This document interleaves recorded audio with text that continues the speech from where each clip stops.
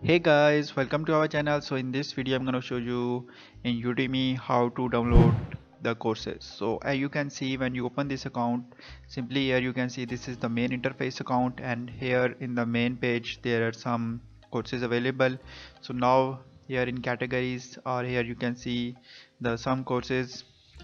So simply find the course that you want to download. Like here, simply if I select this course, so simply just click here and you will move to next page.